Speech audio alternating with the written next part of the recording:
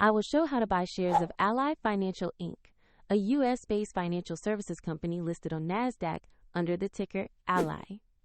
This is an educational guide, not financial advice, and you should be aware of the risks before investing.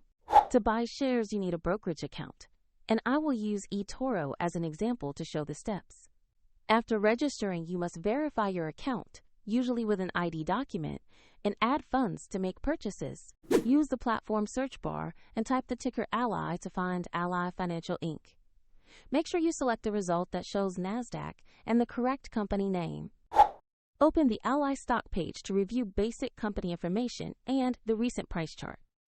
Confirm the name, NASDAQ listing, and ticker Ally to ensure this is the correct share. Click Buy or Trade, enter the amount you want to invest, then carefully review the order details and confirm the transaction. If the market is closed, the order may remain pending until the next open session. And if you do not have enough funds, the platform will prompt you to add money before confirming.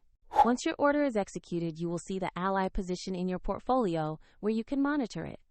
A link to eToro is available in the description if you want to explore the platform.